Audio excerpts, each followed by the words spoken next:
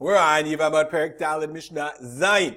Says we're talking about some money things. Actually, this Mishnah is 3 Mishnayot, or 3 separate topics, as we'll see.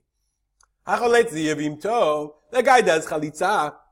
I mean, the idea that he does chalitzah, he doesn't want to marry. You have these 3 brothers, okay? Reuven dies. Reuven's got an estate. Reuven's got money. So when he dies, okay, so Shimon says, I want to do chalitzah. So the fact that Shimon does chalitzah, it doesn't exempt, or we don't find him. The Gemara says, we learn from that we don't find him, and he can still inherit his brother. So just to clarify, what money? So when he does chalitzah, that means that Leah is owed her ketubah from Reuven. There's a certain amount of money that Reuven promised to give to Leah. So she gets the ketubah. That's all fine and good. But she doesn't inherit his money. Like nowadays, we have, joint accounts and she becomes a partner. It doesn't work that way in halakha. She gets the ketubah. But that doesn't mean that she gets the rest of his money, which could be a lot more money. The rest of his money goes to his inheritors. Who are his inheritors? Well, let's see. Says the Mishnah. Let's go on in the Mishnah. But hakones et yevimto, if the brother, Hareu ki achad min achim lenachala is one of the brothers. The im yesham av, and if there's a father, then nechasim shalav, then the father inherits.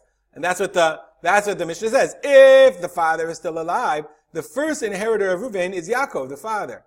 If the father is if he's dead, then the brothers, then they are inheritors. This is the din of Yerushot. We'll see it then it goes to the brothers. We'll see in the din of Yerusha. But the idea being that he has inheritors, the wife doesn't inherit. She gets her kesef ketubah.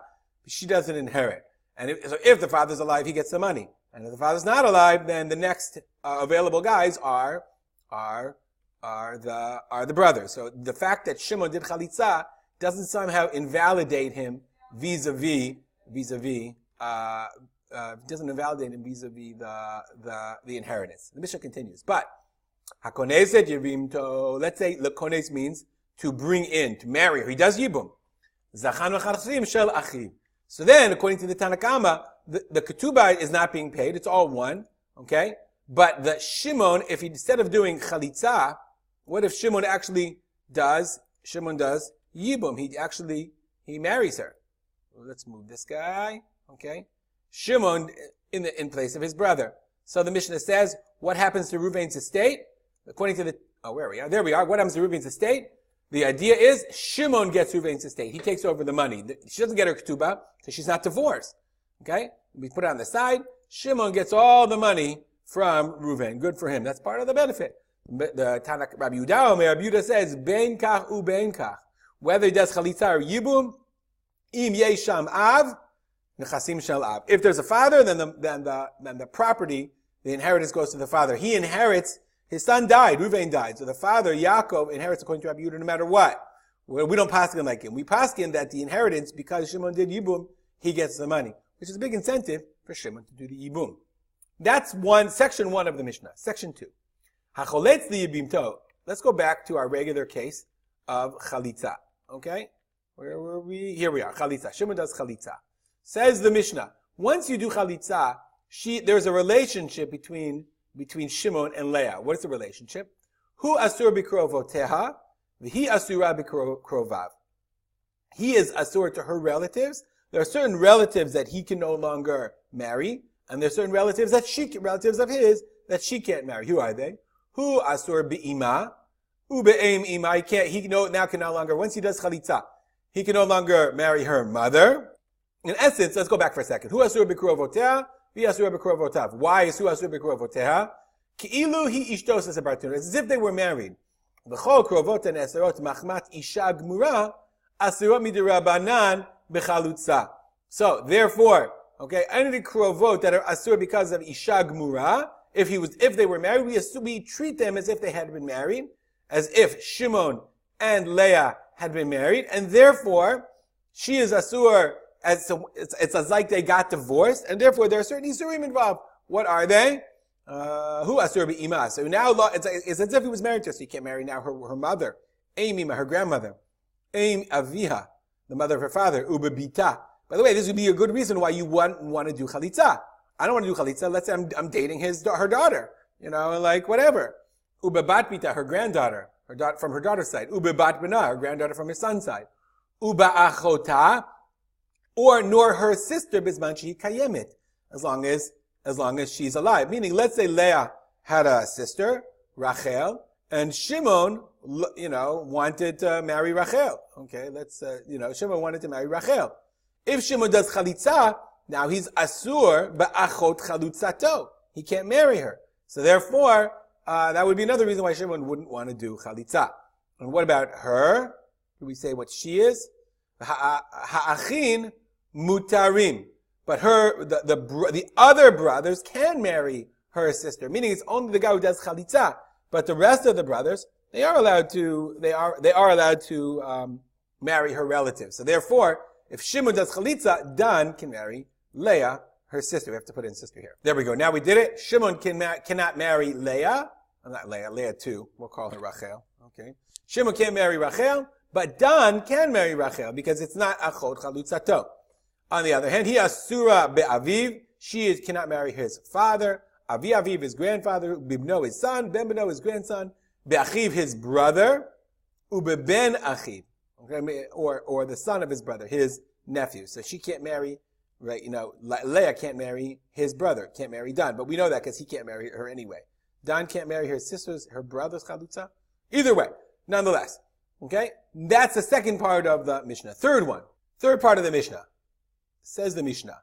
Mutar Adam bikrovat tsarat chalutzato. You're allowed to marry the sister of, or the relative of, well, let's just say sister, but the relative of, the tzara of your chalutza. I.e., a person was married to, even though we said you all the gzerot on your chalutza, okay, so, for example, Shimon was married to Leah and Tzarat Leah, we'll call her Tzarat Leah, her name is Rachel for now, whatever, doesn't matter. So Reuven did chalitza on Leah. So her tzara is asura, that we know.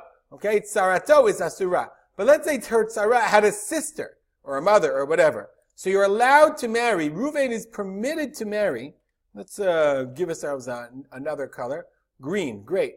Reuven is allowed to marry, he's permitted to marry, the tzarat, the krovat tzarat chalutzato, the relative of the tzara of the woman, let's make that up, the relative of the tzara of the woman that he did chalitza to. Leah, he did chalitza to Leah. Her co-wife, who was married to Shimon, was her tzara, and her sister, Reuven, is allowed to marry. But the Mishnah says, asur bitzarat krovat chalutzato. But let's say he cannot marry the tzara of the relative of his chalutza. Let's look at the Bartuner to see what's going on here. Reuven chalatz leleah. Reuven did chalitza. V'Rachel, Leah's sister, nisu ala nachri, is married to somebody else. V'lat tzara. Umeta nachri. So let's look at it. There's another chart. Tzarat krovat chalutzato. Okay. Shimon was married to Leah. Okay. And then Reuven did chalitza on Leah. And Leah has a sister Rachel. Rachel was married to Asher. And also Tzarat Rachel was also married to Asher. And of course, we all know what's going to happen to poor Asher. Okay. Asher. Let's see if this works. It's acting funny. Asher dies. Okay. So in this case, the Mishnah says, Reuven cannot marry. Okay, Reuven, that's the chalitza one. So the green one was Mary. Reuven cannot marry Tzarat Krovat Chalutzato. It's not that Yibum. He cannot marry. You gotta have another color. We'll give red with I don't know, whatever. We'll get him orange. Reuven cannot marry Tzarat Krovat Chalutzato. Why in the world? Why is that? He says, the reason is the following. The Gemara explains, V'tama have, the reason is, Shebizman shel Leah choletzet, when they do the chalitza, Molicha Rachel achota ima lebeitin. She brings her sister with her. V'kulei alma lo yadi haiminayu chalitza. Nobody knows which one. So therefore, let's go back. Leah and Rachel are sisters. So when Reuven does chalitza, this is the chalitza. When he does chalitza and the sisters come together. And nobody knows which is which. So therefore, if Reuven then goes and marries Tzarat Rachel, the tzara of the sister of his chalutza, people will get confused and think he's marrying the tzara of his chalutza, because nobody knows which one is Rachel and which one is Leah. They're twins, they look the same, whatever. since they're going to mix them up, the Gemara says, therefore, tzarat krovat chalutzato is also asur to Reuven. That's what he says. The ikar desavi de l'rachel chalitza. Some will think that he did chalitza to the second one. V'chi nasiv tzarat Rachel, when he marries the tzara of this other sister, Tahainu tzarat krovat chalutzato, when he marries the tzara of the krova, amrei tzarat chalutzato nasiv. So people are stupid. What are you going to do? They're going to make that mistake. So therefore, tzarat krovat chalutzato, the Gemara says, is asur. The Kati has a whole nother. It says a lot of Mefarshim don't like this explanation because it's really hard to say people are going to make that kind of mistake. If you really want to know, look up in the Kahati to understand in greater detail. We'll stop here and dedicate our learning to memory of my father, Harab Simcha ben Yitzchak Kalman. Have a good day.